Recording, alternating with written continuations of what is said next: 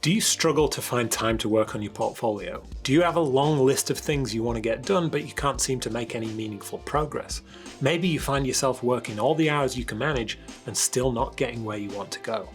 You're not alone. In this video, I'll show you how to take control of your time, and I'll share some of my top tools and strategies that help me use my time effectively and productively while still having a very balanced schedule that doesn't wear me out. I'll also share the productivity technique that I use pretty much every day if I want to get things done. I'm James, and I help illustrators build their careers, and I'm also a productivity enthusiast. Nerd. These tools and tips aren't about churning out illustrations mindlessly with no regard for the creative process. It's not about hustling and burning yourself out. Good ideas and great work take time. Everyone's creative process is different. Some are quick, some are slow, and both are perfectly fine. Lots of people struggle to find time for their creative pursuits. If you've got kids or you've got a demanding day job, then a lot of your energy is going to be used up, and there won't be much left for your illustration portfolio. You don't need to wake up at 5 AM and work until midnight to make meaningful progress. What's crucial is using your limited illustration time to its full potential. Now, I might not be the typical case. I don't have kids to look after, I don't commute, and as an introvert, I don't spend much time hitting the clubs or whatever. I know I have more free time than most, but 5 years ago, I wasn't using that free time to do anything worthwhile. Since then, I've improved my health and fitness, I've made a bunch of useful YouTube videos and courses, and even written a comprehensive career guide for freelance illustrators. Check out the link in the description if you haven't read it yet. Before we dive into the tips, let me tell you about my friend George.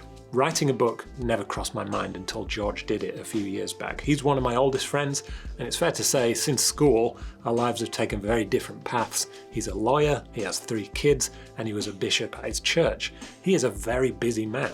And one day, out of the blue, he tells me he's written a book, and I was stunned. How the hell did he manage to do that alongside all his other commitments? The simple answer is, he made the time to do it. You can't do something like that without making it a priority and setting time aside to put the work in regularly. He inspired me. And if illustration is important to you, make it a priority and find the time to make progress. So here's my first tip. When I hear people say, I don't have the time, well, are you sure about that? When was the last time you measured how you're spending your time? Probably never, right? Because only an insane person would do that voluntarily. I use this tool occasionally to get an overview of how I'm spending my time in an average week. It helps me identify where I can make adjustments and find time for what's important. You can do this with pen and paper easy enough, but I prefer using an app called Toggle to track activities throughout the day. I don't track everything, just activities that take more than maybe 15 minutes. By the end of the day, I can see exactly how I've used my time, and I even get a pie chart overview. If I notice I'm spending too much time watching TV, I know I can cut back on that and focus more on writing or going for a walk, something more productive or worthwhile in other ways. If you want to know what someone's priorities are, including your own, you look at a chart like this and you can see it plain as day. It's very revealing. Now, I should say this is not a typical day because the very act of tracking my time makes me more conscious of what I'm doing and makes me want to use my time more effectively. So it's actually a great motivational tool too. If you're working on your first project with a client and they ask you for 3 sketched concepts, estimating the time needed can be tricky if you've never done it before. It might take an hour or it might take 4. Initially, you could track your time and see how long each stage of the project takes. Then, for your next client project, you don't have to guess. You've got a frame of reference. When you can estimate how long things are going to take, that will help you plan deadlines and price your work more effectively.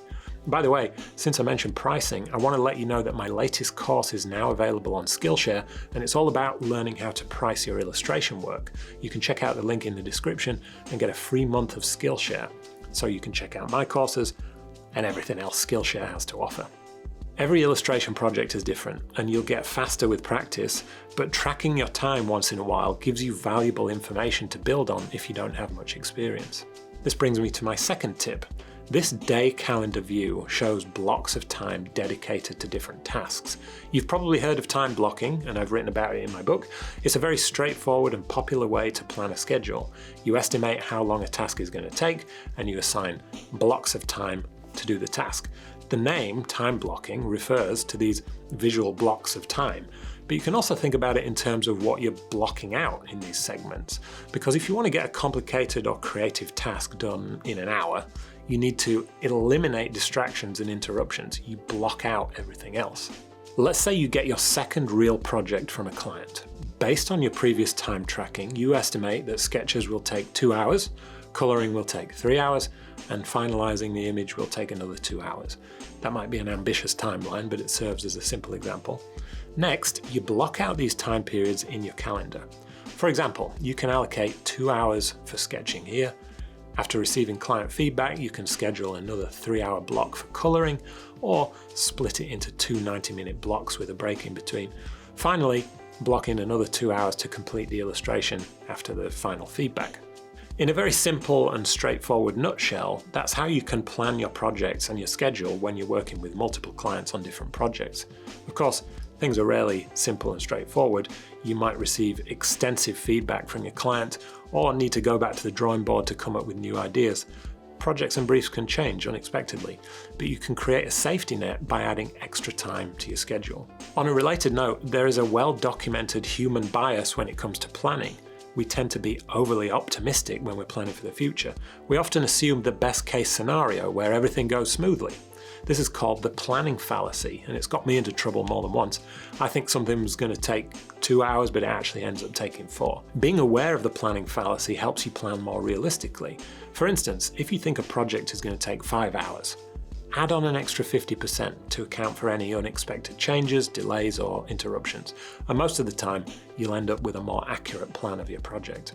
There are a couple more concepts I think a lot about when planning a project. If you know from time tracking or experience that a typical editorial illustration takes you 8 hours, and you block that time off in your calendar, you'll likely use all 8 hours to complete it. You work within the time restrictions you set for yourself. If you allow yourself 12 hours for that same project, you'll get it done in 12 hours. That extra time might give you 4 more hours to perfect it and add finishing touches, but it might also give you more time to scroll through Instagram and get distracted by activities that are off task. This phenomenon, where a project expands or contracts to fill the time you assign to it, is known as Parkinson's law. If you allow too much time for a project, you risk being unfocused and having time to get sidetracked. So I would encourage you to experiment with your time blocking. If you think getting the concept sketches done will take 2 hours, try doing it over 4 hours instead and see if your ideas are twice as good.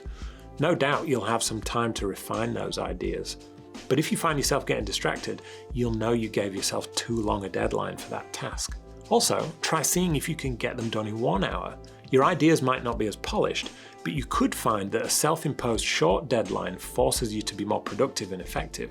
A bit of pressure can be really useful. If you can do the work in half the time, you've saved an hour.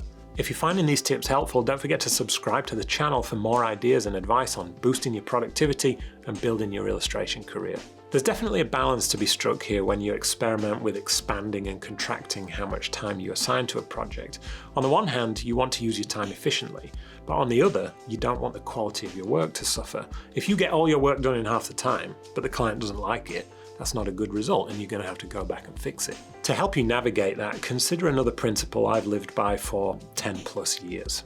80% of the consequences or output come from 20% of the input. This is the 80-20 principle or 80-20 rule, first discovered by an Italian economist who found that 80% of the land was owned by 20% of the population.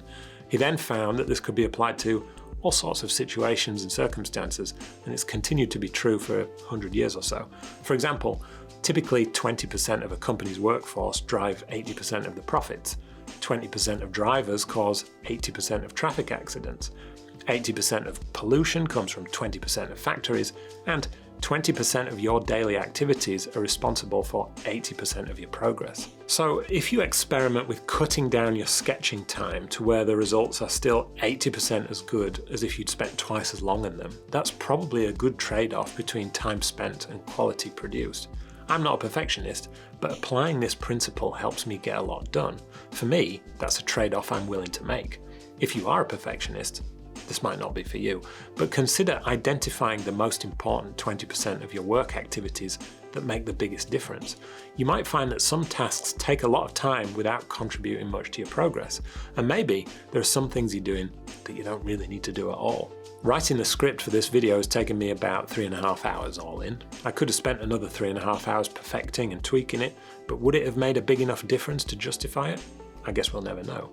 But I can use that extra 3.5 hours for a different script, or for a walk in the woods, or to go bowling, which is actually what I am going to do with that time.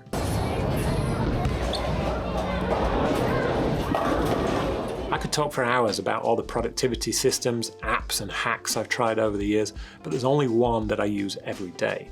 It's incredibly simple, it keeps me focused on whatever task I'm doing, and you don't require any special apps or equipment to do it. Here's how it works. Set a timer for 25 minutes and work without interruptions or distractions. When the timer goes off, set another timer for 5 minutes to rest and reset.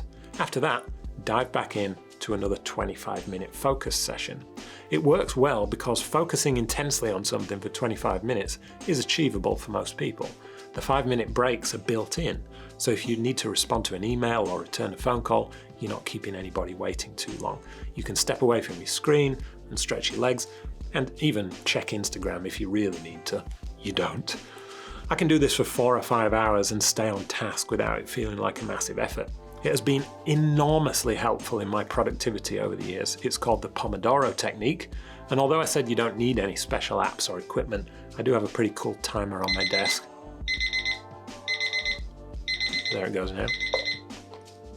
I do have a pretty cool timer on my desk, which I got from Minimal Desk Setups. You can set it to whatever time interval you want. If you find 25 minutes too challenging, start with 15 and build up to 45 or an hour or whatever you can manage. Toggle also has a Pomodoro timer built into the app. The Apple Shortcuts application has a Pomodoro shortcut built in. It's everywhere, and that's because it really works. If there's one key takeaway from this video, it's that no matter how much or how little time you can dedicate to illustration each week, you can ensure that time is used to its full potential. Whether it's through time tracking, time blocking, using the Pomodoro technique, or understanding principles like Parkinson's law and the 80-20 rule, you have the tools to maximize your productivity and make significant progress. And just one more tip here, when you're trying to focus on a task, put your phone out of reach and put it on silent mode. If you're doing a Pomodoro or a time block of deep work, having your phone next to you on your desk only serves as temptation to get distracted. Remember, every small step forward counts. Consistency and effective use of your time will lead to real progress in your portfolio and your illustration career. Don't be discouraged by limited time. Instead, focus on making the most of the time that you have. Thanks for watching. If you found these tips helpful, give me a thumbs up and subscribe for more content like this, and share your own productivity tips in the comments. You can also check out this video about having a beginner's mindset in how you approach work. I really like this video, and I think it's important as you progress in your career. See you next time.